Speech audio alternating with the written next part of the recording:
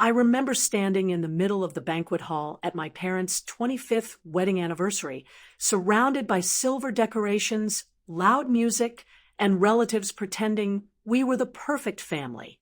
My father tapped his glass to make a speech, proudly thanking my successful siblings, my engineer brother, my future doctor sister, and the room filled with applause. Then he looked at me, paused, and with a half smile said, "Well, not everyone turns out the way you expect." A few people laughed. Some looked down. My mother smiled like it was harmless, like I wasn't standing right there feeling years of comparison and quiet humiliation crash over me all at once. I stood still, forcing a smile, acting like it didn't hurt, but something inside me shifted in that moment. Because what they didn't know was that I had already made a decision, and that night was going to be the last time I ever let them define who I was. After the banquet, my mom pulled me aside, smiling as if nothing had happened. "Don't be so sensitive, it was just a joke," she said. I looked at her calmly and replied, "You've been joking about me my whole life." Her eyes widened slightly, but she quickly tried to dismiss it. "Why can't you be more like your brother?" she added, her voice sharp with impatience. I didn't argue. I just reached into my bag and handed her an envelope. "What's this?" she asked, curiosity and confusion mixing in her tone. "My acceptance letter," I said quietly. She froze. My father appeared behind her, eyebrows raised. "You didn't tell us," he asked, trying to mask his shock with authority. "You never asked," I replied. Silence fell over the room like a heavy curtain. The scholarship was full, the visa approved, the flight already booked, all the plans I had made without their knowledge. Their faces went pale. The confident, commanding parents who had spent years judging me were suddenly powerless. They tried to speak, to argue, to convince me to stay, but their words fell flat. I looked at them calmly, every syllable measured, my voice steady. "I'm done. I've lived in the shadow of your expectations for too long. I'm leaving on my own terms." My mom's lips trembled, my father's fists clenched, but there was nothing they could do.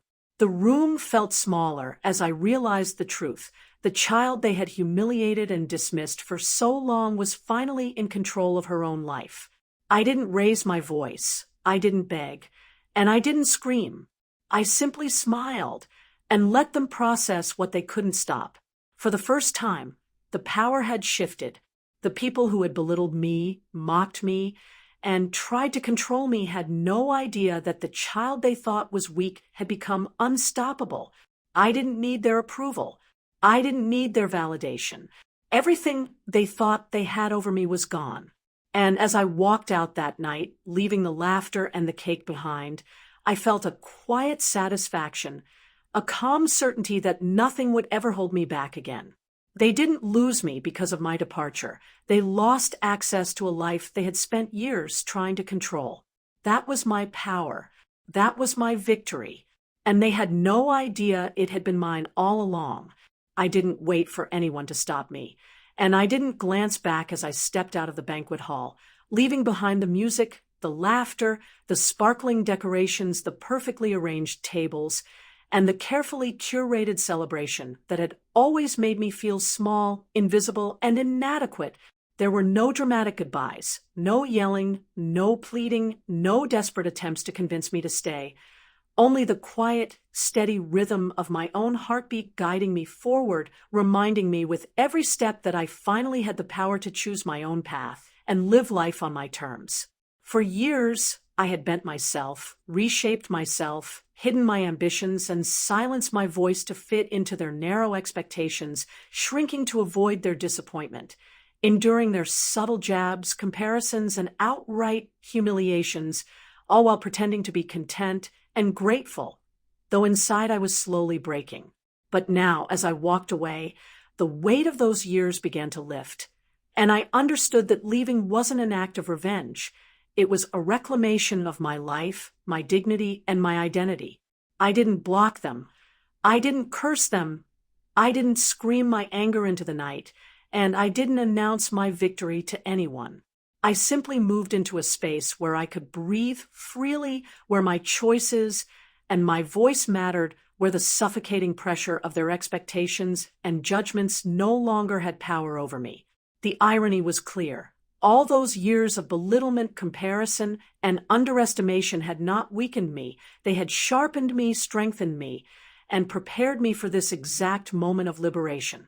Every step away from that hall felt like peeling away layers of fear, obligation, and self-doubt that I had carried for decades, revealing a version of myself that had always existed but had been silenced, overlooked, and undervalued. I didn't need to punish them. I didn't need to scream. I didn't need to prove anything through confrontation or anger. The act of living fully, freely, and confidently on my own terms was the most powerful statement I could make. The realization settled over me like sunlight after a storm, a quiet, satisfying truth that burned brighter than any applause, recognition, or approval they had ever given my siblings. They hadn't lost me. They had lost access. They had thought they were in control, that their judgments, manipulations, and relentless expectations could define me, shape me, or limit me. But the child they humiliated, ignored, and underestimated had grown into someone unshakable, calm, and entirely independent. I didn't need validation, I didn't need attention, and I didn't need to shout my victory into the world.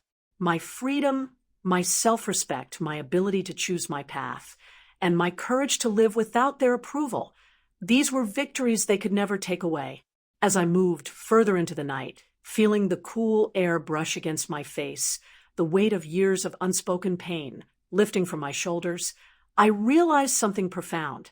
The life they had tried to control and define had been mine all along, and now, finally, it was mine to live fully, without compromise. They may never understand the courage it took to walk away, the clarity it brought, or the deep peace that comes from refusing to shrink to fit someone else's narrow expectations. But it didn't matter. They didn't lose a child.